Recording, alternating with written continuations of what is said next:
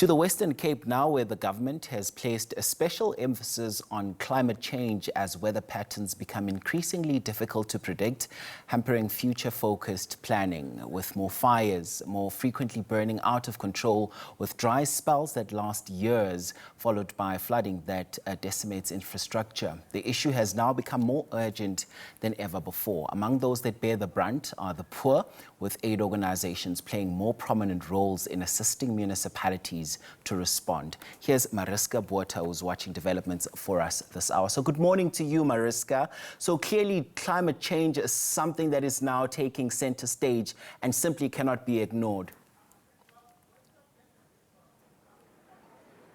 Absolutely. It's certainly taken a centre stage here in the Western Cape, where we know the Department of Local Government, the Provincial Department of Local Government, has put it firmly on the agenda.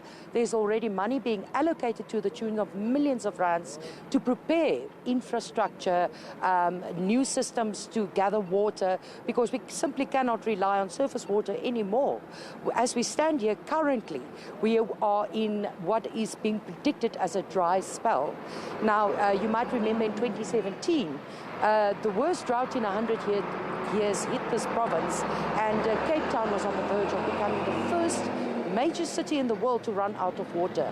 Day zero was the buzzword that everybody was speaking about. Thank goodness that was averted, but still, it remains on the agenda. It remains a crisis. On the other side, we have fires, so it's literally fire and water.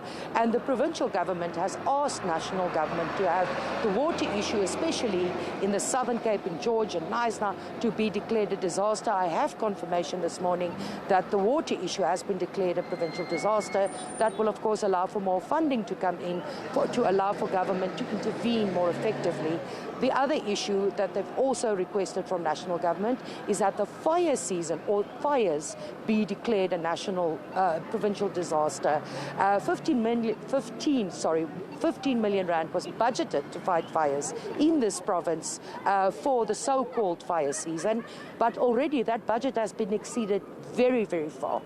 And of course, at the brunt, as you correctly said there, the poor bears the brunt of this, and it's aid organizations like Gift of the Givers, who have memorandums of understanding with municipalities, that always steps in to assist and are requested by local municipalities, by provincial government to step in and assist. Let's speak now a little bit more about this to Alisa Blay from Gift of the Givers.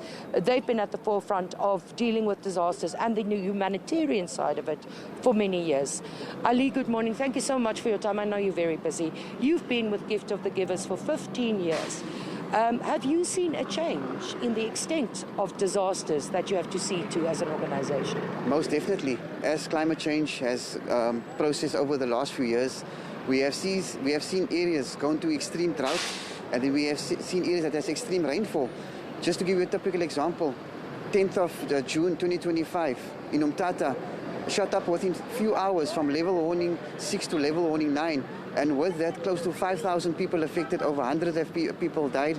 Then we come back to currently Mpumalanga and Limpopo, level warning 10. We are currently assisting 6,000 households in both provinces, and the devastation is still huge in terms of, as you said, the poor bears the biggest brunt in terms of resources available, food, water being contaminated, no drinking water, no food available.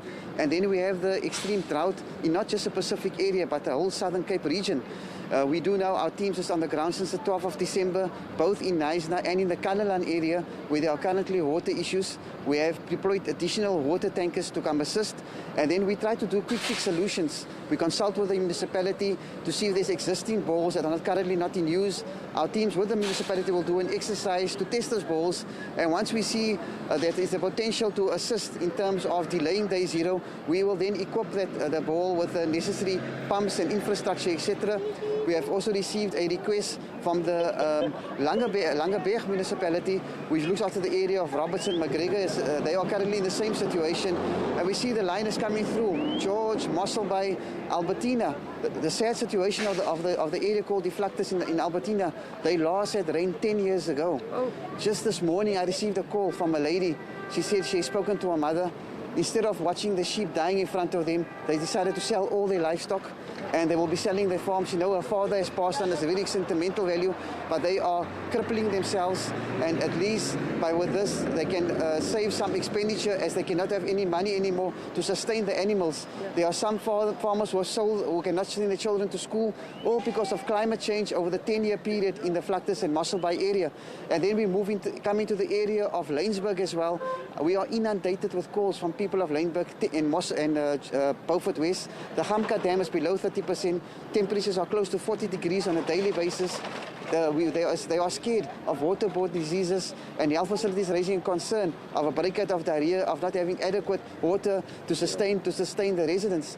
So we see in the different provinces the different effects of climate change, and just over the last 2 days we saw torrential rains falling over the OR Tambo, over the Alfred and Zoom municipality, going into the Raymond and Slawa municipality in the Eastern Cape, already damages in close to the hundreds. So our teams are all across assisting those areas. Thank you very much. That was Alisa Blaze speaking to us. Well, you heard it from him. Aid organisation, they're at the front line of this. They're probably some of the best people to talk to give you a proper picture of what's going on in terms of climate change, which is a reality, which has been declared by the provincial government as a reality and a problem that they need to plan for.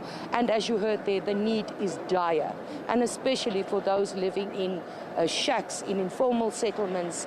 They are the worst affected. But of course, agriculture as well, which is a core economic driver in this province, severely affected by the changes in climate, that it's becoming more and more difficult to predict by the day. So there is hope that, or certainly the provincial government and Gift of the Givers have told us they would like to hear something from President Cyril Ramaphosa tonight about climate change, the effect thereof, and the disasters that happen as a result of this phenomenon. Right, that's Mariska Botha watching those conversations for us out in Cape Town.